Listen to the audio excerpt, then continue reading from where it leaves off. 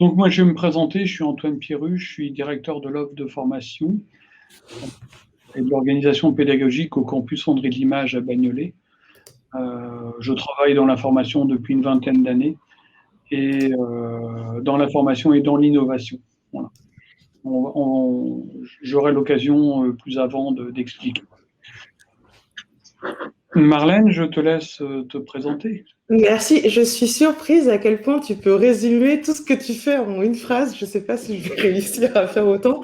Moi, je suis Marlène Morisseau, je suis formatrice web et multimédia au campus Fonderie de l'Image et je fais tout ce que j'enseigne pour des prestataires clients. Donc, je suis spécialisée dans le branding pour des clients, des grands comptes comme le Louvre, Angelina, mais aussi des petits entrepreneurs. Voilà. Et je fais ça depuis maintenant presque 10 ans. Je vous remercie d'être présent, je vous remercie de suivre cette présentation qui a pour but d'expliquer en fait qui nous sommes, ce que nous faisons et comment entreprise et campus, nous pouvons travailler ensemble au sens de la qualité, au sens de la formation. Voilà. Le campus Fonderie de l'Image, ça réagit, c'est bien. Nous sommes un centre de formation pour apprentis, nous travaillons en alternance. On existe depuis 30 ans. On n'a pas toujours été porte de Bagnolet, bien sûr. On a bougé un petit peu, mais on est cette fois porte de Bagnolet depuis 2001. Ouais, c'est une petite photo expliquant, montrant un peu nos bâtiments. Alors, le campus, qu'est-ce que c'est le campus Fonderie de l'Image Le campus Fonderie de l'Image, comme je le disais tout à l'heure, c'est un centre de formation en alternance, majoritairement en alternance, hein, c'est plus de 80% en alternance, qui travaille sur les différents univers de la formation qui sont présentés ici. Le design graphique, l'UX design, le développement web, data viz, motion design, communication, stratégie digitale. Historiquement, on est plus identifié, mieux connu sur le design graphique. Nous avons une filière en design graphique qui commence en bac, qui se termine en master. Mais ce n'est pas la seule filière, loin s'en faut. En fait, on parle de design graphique, mais l'ensemble du campus, l'ensemble des formations du campus se déroule dans l'univers du design graphique de près ou de loin, mais quasiment tout est rapproché au design graphique. Que vous fassiez de l'UX design chez nous ou que vous fassiez du développement web, à un moment ou un autre, le design graphique, vous allez de toute façon en faire, quoi qu'il se passe. Nos étudiants vont de toute façon en faire, et ce qu'ils vont faire va être au service de l'entreprise. Il en est de même pour le motion design, bien évidemment, sans parler de la communication. C'est tellement évident. Malgré tout, ce sont des filières différentes avec des spécificités différentes. Quand nous formons quelqu'un en master, en directeur de création en design graphique, effectivement, il n'aura pas au final les mêmes compétences que celui qui va faire un master en motion design, bien évidemment, ou qui fera une licence en motion design ou un DNMAD en design graphique. Ce sont des choses assez différentes. Voilà. Le campus Fonderie de l'Image a une particularité. On a une particularité, on n'est pas les seuls à fonctionner de cette manière-là. On travaille sur les diplômes de l'éducation nationale que l'on exploite, que l'on anime, auxquels on participe, en apportant notre touche spécifique sur l'alternance, c'est-à-dire qu'on s'enrichit obligatoirement de l'expérience en entreprise, et ça, c'est notre leitmotiv. Et nous développons aussi des titres RNCP. Alors pourquoi nous développons des titres RNCP? En fait, nous développons des titres RNCP, je dirais presque à la demande des entreprises, pour avoir des formations qui se renouvellent beaucoup plus rapidement, qui sont directement issues de l'entreprise.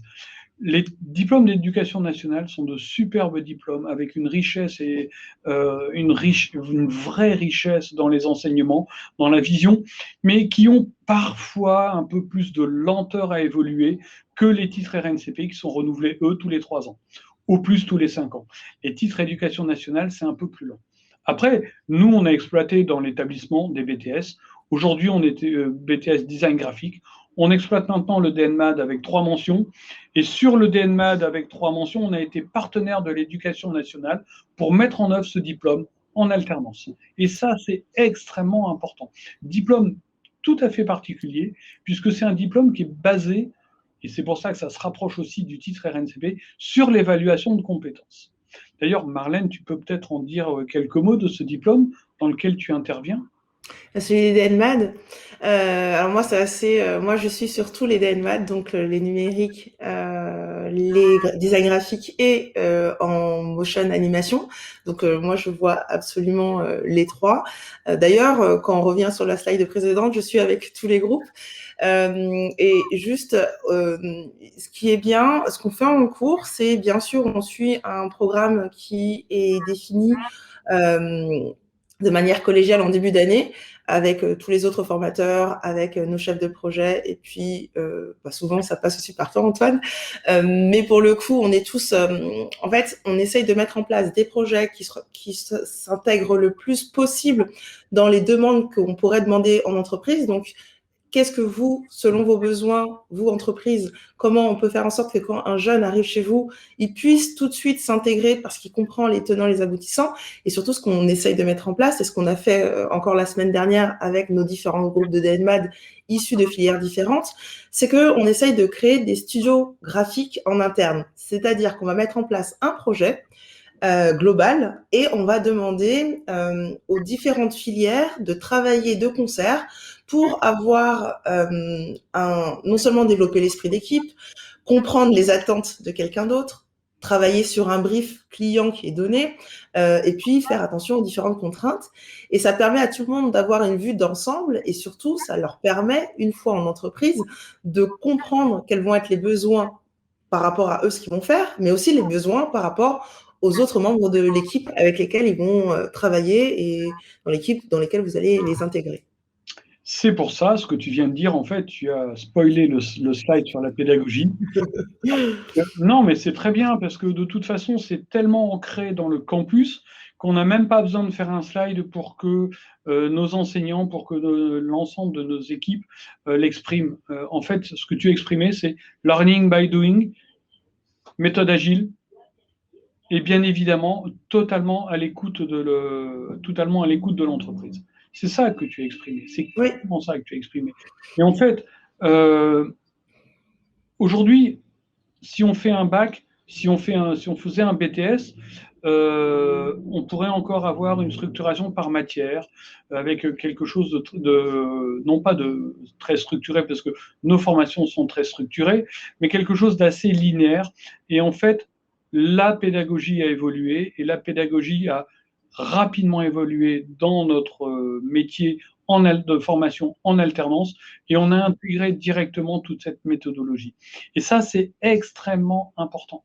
On fait intervenir dans nos formations, on a quelquefois, j'aimerais plus, des tuteurs qui interviennent, qui interagissent durant les cours, et ça, c'est extrêmement important, parce qu'on apporte ainsi la véritable vision de l'entreprise. Nous, on n'oublie juste pas une chose, c'est que nous sommes au service de l'entreprise. Voilà. Et en fait, la réalité, c'est qu'on a un triangle. Le triangle, c'est l'apprenant, l'entreprise, le centre de formation, nous, campus. Voilà. Ça, c'est extrêmement important, et cet échange, il est majeur. Il y a un slide, pardon, que j'ai oublié de passer, qui est le slide sur nos valeurs. Bien évidemment, nous, notre ADN, c'est l'insertion professionnelle sous toutes ses formes. Voilà. La pédagogie innovante. Alors, nous n'avons pas attendu la période sanitaire pour faire de l'e-learning, pour faire des nouvelles technologies. Marlène, tu le sais très bien. Oui. On n'a pas eu besoin d'attendre la période sanitaire. D'ailleurs, la mise en distanciel de tous nos étudiants s'est faite, j'aurais quasiment dire, presque naturellement, puisque le premier jour, tous nos étudiants avaient leur cours. Ils étaient chez eux, stressés, comme nous tous, mais ils avaient leur cours dès le premier jour, et tous les formateurs étaient face à leur écran en échange directement dès le premier jour. Voilà. Ouais, c'est vrai que c'était très... c'était tout de suite. C'est vrai que le switch avec le campus là-dessus, et même moi j'ai eu des retours avec les entreprises pour certains jeunes qui sont du coup les web designers DataVis, donc une spécificité des formations qui sont proposées. Et chez ces jeunes-là, et je sais qu'on a eu des retours hyper positifs sur la réactivité et la mise en place immédiate du dispositif en e-learning. On ne parlait pas d'agilité tout à l'heure? Je crois bien. Voilà, tout simplement. Voilà. Hop. Alors, qui sont nos étudiants? Qui sont nos étudiants? Nos étudiants, ce sont vos salariés. Et vos salariés, spécifiquement, de 16 à 30 ans, il faut qu'ils soient dynamiques, créatifs, il faut qu'ils aient envie. Voilà. Alors, bien évidemment, ils sont, comme c'est noté, en recherche de contrat d'apprentissage à partir du mois de juin, hein, même à partir de maintenant, je dirais, hein, puisqu'on est presque au mois de juin. Ils sont en recherche de contrat d'apprentissage et donc, en fait, c'est pas qu'ils recherchent un contrat d'apprentissage, ils recherchent une entreprise. Ils recherchent un poste en entreprise qui leur permettront de faire une formation en apprentissage. C'est là où c'est le plus important.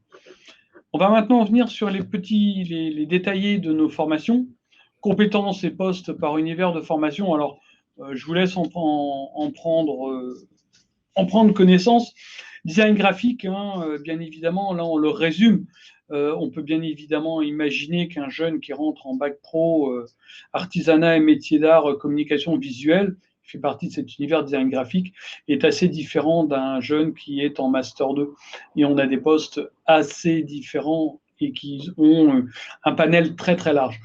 De plus, nos domaines sont extrêmement larges en ce qui concerne les codes APE, et on a une largeur d'intervention sur l'ensemble des entreprises sur le territoire. Ça, c'est extrêmement important. Alors, bien évidemment, en design graphique, hein, je le disais tout à l'heure, le design graphique, ça n'est pas, il faut bien le comprendre, ça n'est pas qu'une affiche, ça n'est pas qu'un livre, ça n'est pas qu'un signe sur un signe imprimé. Ça va largement au-delà de ça. Je dirais quasiment notre campus fait du design graphique. Et après, on a des déclinaisons à l'intérieur. Hop. L'UX design, Marlène, c'est un peu... c'est ce que je préfère. L'UX design, alors si vous ne savez pas, l'UX design permet de mettre en forme tout élément de type application, site internet ou tout ce qui est censé être sur vos petits smartphones ou tablettes. Et en gros, c'est comment on arrive à faire en sorte que l'utilisateur, celui qui vient sur votre site, se sente bien, rentre en contact avec vous, réalise l'action que vous avez décidé qu'il fasse et faire en sorte qu'il comprenne que la solution unique que votre entreprise va lui apporter, qu'il est au bon endroit et que vous allez bien vous occuper de lui. Et ce qu'on apprend à nos étudiants, c'est ça, c'est à comprendre le besoin des utilisateurs, à comprendre ce qui fonctionne moins, et surtout quand quelqu'un arrive sur une des pages de votre site, pourquoi il faut qu'il reste et comment faire pour qu'il reste et qu'il fasse l'action que vous avez décidé qu'il fasse. Je rajouterais, pour faire un peu plus synthétique, pour moi, l'UX design, ça a toujours été le côté émotionnel de l'UI design. Bien sûr. Voilà, c'est le côté émotionnel de l'UI. Dans l'UX, il y a de l'émotion. C'est comment je vais cliquer pour acheter. Hein. Il n'y a pas de c'est une sorte de copywriting visuel, tout simplement. C'est une belle vision. Belle définition. C'est vraiment ça. Mais de toute façon, l'UI et l'UX vont de pair. Hein. Et même dans la spécialité UX, dans la spécialité UX, il y a bien sûr de l'UI parce que c'est indispensable. Et tout à l'heure, je rebondis juste quand tu parlais de toute la filière graphique. Aujourd'hui, un jeune au campus qui est dans une filière graphique a les bases d'UI, a les bases de web, même si ça va être minime, pour une raison très simple, c'est qu'il faut penser, quand on crée quelque chose, il faut le penser à tous ces champs d'implication. Et aujourd'hui, on ne peut pas ne pas penser au web. Donc, un jeune qui va même se diriger vers les métiers imprimés va devoir faire la promotion de ce de ceux qui va mettre en page, par exemple, un livre, une BD ou je ne sais pas. Et même si c'est une base, il y a les tenants et les aboutissants dans la formation. Et puis, il y a toujours, quand il va y avoir les workshops de groupe, il va pouvoir voir de tous les côtés qu'est-ce qui se passe. Et oui, c'est le plus important. De toute façon, aujourd'hui, si on n'intègre pas le web sous quelque forme, enfin, le design graphique, c'est pas qu'un signe sur un bout de papier. Ouais. C'est clair. Là, d'ailleurs, on en a. Voilà. La petite carte UX Design, c'est un excellent exemple. Oui. Ou même celle de développement web et DataVis. Alors là, j'ai dit un gros mot, DataVis. Et oui, qu'est-ce que c'est la DataVis? Alors, la DataVis, en fait, depuis un peu plus d'1 an, qu'est-ce qu'on en a vu? Alors, jamais autant que maintenant, mais je pense que le confinement a joué là-dessus. La crise sanitaire a eu son impact sur la société. Et l'une des choses qui ressort, c'est la data vis, qui, le nom complet est la data visualisation. Comment on met en avant des données, alors que ce soit sur un document imprimé ou sur le web, que par exemple, quand vous allez prendre votre prochain billet d'avion pour cet été, vraiment, la data visualisation, c'est comment gérer plein de données et faire en sorte qu'elles soient lisibles, alors aussi bien pour vos clients, mais aussi pour vos collaborateurs, pour qu'en interne, sur vos intranets, vous puissiez comprendre les éléments que vous voulez mettre en avant. Vraiment, la data vis, c'est si vous n'êtes pas encore aujourd'hui, vous avez presque un train de retard. Tu le disais, Antoine, très justement, cette dernière année, on l'entend partout, et c'est encore comme un gros mot parce que tout le monde, c'est pas encore démocratisé partout, mais c'est un incontournable des 3 prochaines années, ça c'est certain. C'est quelque chose qui est assez génial puisque ça permet un raccourci. On récupère des données, des quantités de données, et il faut savoir qu'on a des gigas et des téras de données accessibles par tous. Et en fait, on fait un raccourci, c'est-à-dire qu'on travaille sur le visuel et on monte sur la qualité d'une data visualisation. Ça va être la capacité à faire comprendre rapidement une information et faire comprendre une idée au travers de l'information. Et ça, c'est extrêmement important. Il y a ça, il y a aussi le fait de pouvoir tirer des conclusions de ces informations-là. C'est-à-dire que parfois, on a tellement d'informations, ce truc de l'information tue l'information, on en a tellement qu'on n'arrive pas à comprendre l'ampleur et les conséquences de ce qu'on a devant les yeux, que c'est tout un travail de réflexion, de mise en avant des éléments qui est juste incroyable avec la data vis. C'est juste incroyable. Si vous n'êtes pas encore, il faut vous y mettre, c'est certain. Et vous n'aurez pas le choix. Oui. Oui, on n'a pas le choix. On n'a forcément pas le choix. Alors là, on va motion design. Mais qu'est-ce que c'est que ça? Le motion design, ça va être l'animation. On va vulgariser ça le plus simplement possible. Du motion design, on en voit tout le temps. Par exemple, quand vous voyez sur une présentation, comme on pourrait le faire, on pourrait très bien avoir nos slides. Quand on fait une présentation PowerPoint et qu'on va avoir tous les slides qui défilent les uns après les autres, on pourrait totalement automatiser ça avec du motion design. Donc ça, c'est vraiment la version la plus corporate, mais ça pourrait être aussi des films institutionnels pour présenter votre entreprise, ça pourrait être des petites animations pour vos réseaux sociaux, ça pourrait être vraiment beaucoup de choses, mais c'est comment on va faire vivre toute votre identité visuelle, tous vos supports, pour amener ce côté entertainment qui fait qu'on accroche plus le client, vos collaborateurs, et qu'on les fasse adhérer à vos idées pour aller chercher plus loin, justement.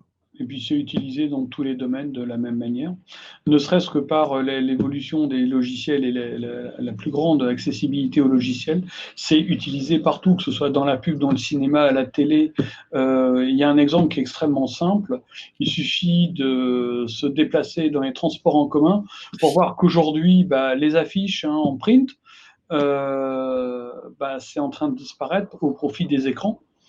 Et des écrans plats, et sur ces écrans plats, on ne met pas un visuel fixe, on met un visuel animé, et bien souvent, il y a de l'animation, et il y a du motion design qui vient se plaquer dessus pour pouvoir animer et rendre attractif le produit.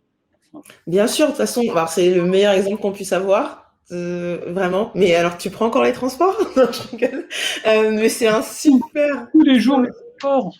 C'est un super exemple parce que c'est vrai qu'aujourd'hui, on a remplacé beaucoup d'affiches par des écrans et que ces écrans-là, je vais prendre un exemple très concret. Moi, je passe souvent par Gare du Nord et par Gare du Nord, en heure de pointe, il y a tellement de monde, il y a tellement de flux, on est tellement vraiment fixé à un point fixe qui est arrivé à son quai, qui est qu'on ne fait plus attention à rien. Et le fait d'avoir un écran qui est lumineux, avec des couleurs chatoyantes et avec des éléments qui vont arriver, bouger, vraiment, on va voir, c'est fini le sourire un peu figé de la personne qui veut vendre un produit. On voit quelqu'un qui peut bouger, on voit du texte, on voit les valeurs. Tout à l'heure, tu montrais les valeurs du campus.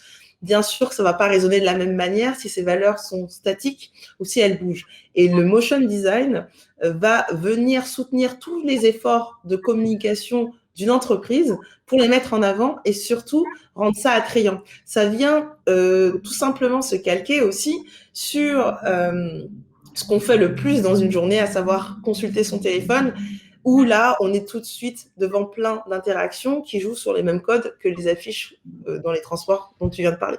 Et demain, ça va être connecté avec de l'IA, l'intelligence artificielle, et vous allez avoir, on aura des messages qui seront plus ciblés.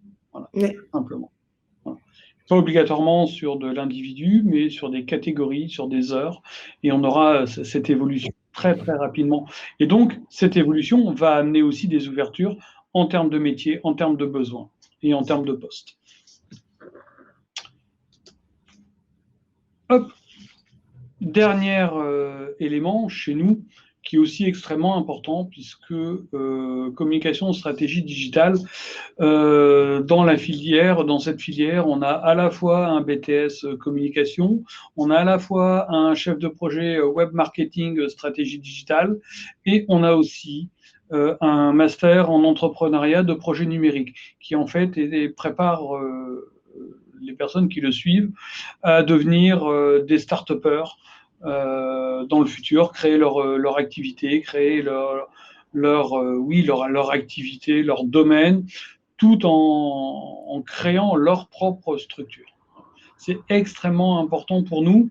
On a le projet d'ailleurs d'intégrer je dirais une mini couveuse dans les mois ou années à venir, en tout cas sans trop tarder. Moi, je souhaite vraiment qu'on puisse faire le lien pour que ces personnes puissent créer leur structure, leur apporter un plus durant quelques mois, 18 mois, 12 mois, 18 mois, et qu'après ils puissent ainsi continuer, contribuer à créer leur propre entreprise. Depuis tout à l'heure, on parle de formations qui permettent de mettre en avant des choses qui ont été pensées. Et ces choses pensées sont généralement pensées par le service de communication et de marketing. Tout ce qu'on a vu avant, donc tout ce qui va être tout le branding, toutes les valeurs de l'entreprise, tous les supports de communication, qu'ils soient statiques ou mouvements, le site internet, même les newsletters, peu importe, tous ces moyens de communication vont être le visage d'une stratégie qui va être établie. Et toute la partie communication, ça va être vraiment ça, comment on fait pour gérer un projet, comment on le met en place, quels sont les différents leviers de communication, comment on communique correctement, que ce soit de manière digitale, parce qu'aujourd'hui c'est incontournable, mais aussi au sein de votre entreprise pour que ça s'intègre encore mieux. Alors, voilà la question essentielle. Pourquoi C'est pour ça qu'on est là. Mais c'est pour ça qu'on est là, bien évidemment. On a raconté nos domaines, on a raconté comment on travaillait. Mais maintenant, pourquoi on recrute un alternant au campus?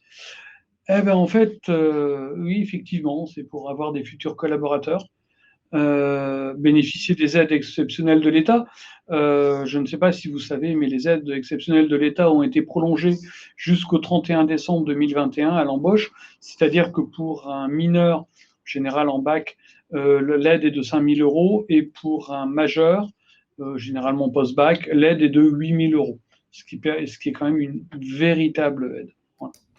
D'autre part, le campus met en lien des jeunes, des entreprises.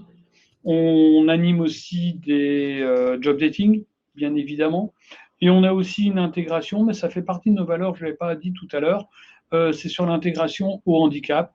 Et cette intégration au handicap, elle est matérialisée notamment par un poste de référente handicap, qui travaille en lien directement avec les entreprises. Tout en sachant aussi, et Marlène est l'une des chevilles ouvrières, que nous menons des missions spécifiques handicap au sein du campus qui nous permet d'être toujours compétents sur l'intégration handicap. Voilà. N'est-ce pas, Marlène? Oui, oui, oui, bien sûr. On travaille avec Anaïs, qui est vraiment... Moi, j'aime beaucoup sa manière de travailler avec les formateurs et puis le public handicapé. Elle fait vraiment le pont, elle est très bienveillante. Et puis surtout, moi, j'ai envie de dire, parce que je rentre, on les commence la semaine prochaine, je crois, on prépare avant pendant 1 heure, on coach 1 heure par semaine. Les jeunes ont la possibilité de s'inscrire avec certains formateurs pour revoir l'intégralité du book, voir comment sont mis leurs travaux, est-ce que ça correspond pas, et puis on voit aussi on les aiguille par rapport à quel type d'entreprise ils seraient mieux pour évoluer eux-mêmes, et puis surtout où ils pourraient mettre en avant leurs compétences. Tout ça pour dire qu'on ne se dit pas, tiens, il y a un poste qui est libre, on met un jeune. Non, on voit le jeune, quelles sont ses compétences, quels sont les besoins d'une entreprise et comment on peut, avec ces deux données, les connecter pour que ça marche vraiment. Parce que un jeune qui est dans une entreprise qui lui correspond, c'est une entreprise qui est contente, et du coup, un jeune qui est content, et puis nous, on est tous contents. Bref, tout le monde est heureux, la vie est belle. Mais oui, effectivement, je pense que tu as raison, il y a vraiment puis avec Béatrice Magassa aussi, il y a tout un système qui est mis en place. Moi, je discutais avec Béatrice la dernière fois, qui me demandait pour la rentrée septembre, avec les nouveaux dataviz, comment je voulais qu'on travaille, qu'est-ce qu'il fallait qu'on mette en avant. Elle m'en a parlé début avril. On s'y prend quand même vachement en avance pour préparer les jeunes à ce qui les attend, et pour qu'ils soient suffisamment à la fois prêts en compétences, mais aussi en savoir être professionnel pour être optimal à leur prise de poste. Alors, qu'est-ce qu'un contrat d'apprentissage? Je suppose que vous connaissez ou pas. Voilà, les éléments sont là, jeunes, 15, 29 ans, sans limite d'âge, bien sûr, pour l'intégration handicap. Et toute entreprise peut mettre en œuvre un contrat d'apprentissage. Voilà. La seule contrainte, c'est le contrat doit couvrir l'ensemble du cycle de formation. On est conscient que les cycles de formation sont parfois de 3 ans sur le DNMAD. Ça n'est pas simple, ça n'est vraiment pas simple pour les entreprises de projeter qu'un jeune fasse 3 ans dans la même entreprise. On a bien cette conscience-là. Malgré tout, je dirais qu'on a des taux de rupture sur les contrats qui sont très très faibles, puisqu'ils sont aussi bien accompagnés tant en entreprise qu'en centre de formation. Voilà. Ça, ce sont les éléments vraiment, vraiment importants. Alors, un contrat d'apprentissage, bien sûr, il y a des rémunérations. Je vous laisse les découvrir. C'est toujours un pourcentage du SMIC, avec un système croisé niveau et âge. Plus ils sont âgés, plus ils sont qualifiés, plus ils coûtent cher à l'entreprise. Bon, je suis désolé de le dire, mais c'est vrai. Mais plus ils ne sont pas en contrat d'apprentissage, voilà. Mais c'est extrêmement important. Voilà. Bien évidemment, l'alternance, ce n'est pas non plus que le contrat d'apprentissage. Il y a des structures qui préfèrent travailler en contrat de professionnalisation. On est tout à fait en adéquation. On a des personnes spécialisées sur la mise en œuvre des contrats de professionnalisation et qui accompagnent les entreprises sur ce domaine. Et ça ne pose aucun problème. On a majoritairement du contrat d'apprentissage, mais on a à peu près 20% de contrats de professionnalisation. Hop. Voilà, pareillement, c'est une grille avec un pourcentage. Et la différence sur le contrat de professionnalisation, c'est qu'on peut aller, si on n'est pas en situation de handicap, on peut faire un contrat d'alternance en contrat de professionnalisation au-delà de 26 ans. Voilà. Ce qui est quelque chose d'assez courant chez nous sur des masters, quand on est notamment, je pensais au master en création d'entreprise, hein, en entrepreneuriat, projet numérique ou en direction de création graphique, des CDG, parce qu'on a des personnes qui ont une première expérience, enfin qui ont une première formation initiale, une expérience professionnelle et qui reviennent vers nous dans le cadre de contrats d'alternance et généralement un certain nombre à plus de 26 ans, et dans ces cas-là, on met en œuvre un contrat de professionnalisation. Et on est tout aussi compétent sur ce domaine. Nos contacts de l'apprentissage, mais c'est contacts de l'alternance. Hein. Pour moi, j'aurais plutôt tendance à dire que ma collègue, Madame Després-Bargas, est chargée d'alternance, et que Madame Salmon est référente handicap chez nous au sein du campus. Nos réseaux sociaux, alors nous sommes bien évidemment présents, hein, vous pouvez nous trouver, je ne vais pas dire partout parce que ce n'est pas tout à fait vrai, mais non, ce n'est pas tout à fait vrai, mais on est présent sur pas mal d'endroits, et on est présent aussi parfois sur deux axes. J'ai donné juste un exemple de l'intégration sur les réseaux sociaux. On a travaillé cette année on a fait le mois de l'Instagram au campus, qui a débouché aussi sur un festival qui a permis la valorisation et le développement d'artistes étudiants sur le réseau Instagram, et ce qui a permis de mieux les faire connaître. Voilà. Donc on intègre, quand je dis on est présent tant en formation avec un transfert vers l'entreprise, que aussi pour nous, pour l'entreprise, pour l'association Campus Fonderie de l'Image. Voilà. Et un dernier slide, le plus joli, parce qu'en fait, le slide qui m'intéresse le plus, parce que c'est le slide qui montre un campus vivant. Alors malheureusement, aujourd'hui, c'est vrai qu'on n'en est pas là, mais à partir d'aujourd'hui, j'ai cru comprendre qu'on allait avoir du monde dans le campus. Non, je dis j'ai cru comprendre, c'est en plaisantant, mais effectivement, on n'attend qu'une chose, nous, c'est de faire revenir nos étudiants. Ça fait 15 mois qu'on a du mal. Ça fait vraiment 15 mois qu'on a du mal. Nos étudiants, nos enseignants et nos entreprises ont été remarquables là-dessus. Et je dis bien remarquables, parce que tout le monde joue le jeu. Vraiment, tout le monde joue le jeu. Et c'est assez exceptionnel. Marlène, tu peux en témoigner, hein, dans les cours. Ah bah oui, dans les cours, au centre, ils sont juste hyper contents. Ils attendent tout ça, en fait, de pouvoir revenir. C'est une vraie demande. D'ailleurs, certains peuvent venir, selon les groupes, ils peuvent venir au choix. Et il y a toujours des personnes qui viennent. Mais parce qu'en fait, donc, les jeunes sont bien. Donc, il n'y a pas de raison de ne pas venir. Ils aiment. On forme des personnes à faire des métiers de passion. Et on a toujours envie d'y aller, en fait, quand c'est pour de la passion. Donc, forcément, c'est plutôt bien. Et en plus, tu mets des images où on voit des workshops dans les amphithéâtres. Ah oui. Bon, ils sont un peu serrés les uns à côté des autres. Aujourd'hui, on ne pourrait pas, mais bon, voilà, on y arrive quand même. Ouais.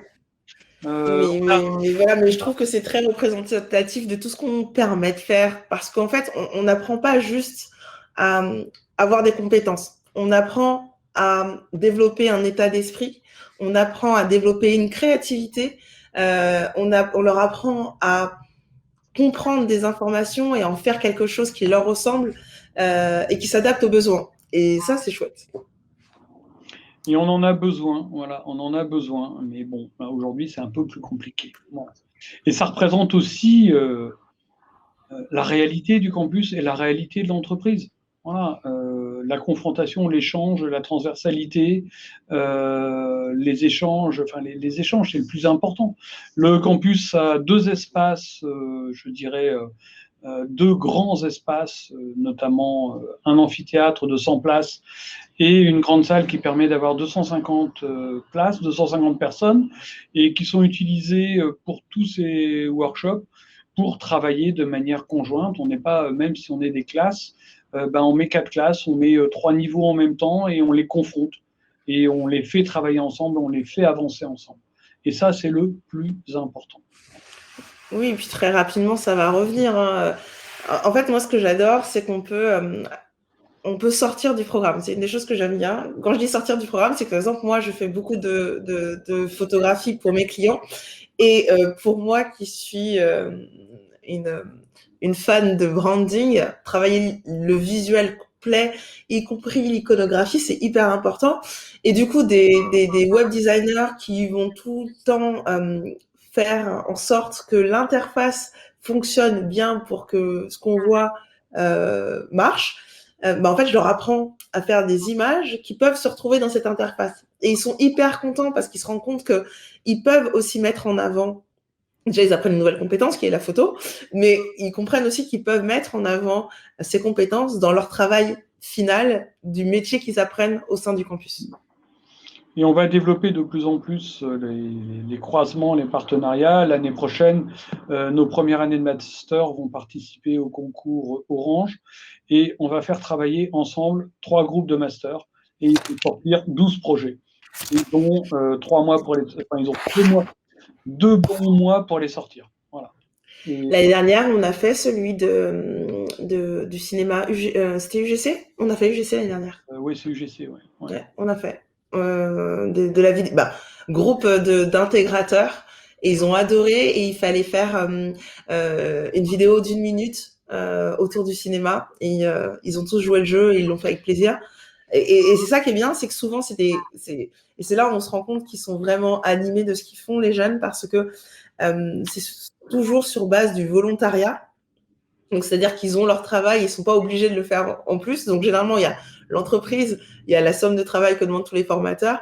Et malgré ça, ils ont tellement soif d'apprendre que ce sont des projets qu'ils accueillent vraiment les bras ouverts. Oui, on va même sur des projets qui pourraient paraître assez déconnectés du campus, mais par exemple, on fait participer une classe, enfin non, pas une classe, un niveau de DNMAT chaque année au trophée Presse Citron sur le dessin de presse. Ça permet de montrer à des jeunes qu'ils ont des capacités à dessiner, qu'ils les exploitent dans un domaine qui est leur domaine professionnel, mais qui peuvent aussi le transposer dans un autre domaine, là en l'occurrence c'est le dessin, et le réinvestir directement dans leur pratique professionnelle. Et c'est extrêmement enrichissant d'avoir ces pratiques transversales. Effectivement. Merci beaucoup d'avoir été présent. Je sais que le webinaire sera rediffusé. Il y a des liens qui seront diffusés. Voilà. Okay. Merci beaucoup à tous. Merci.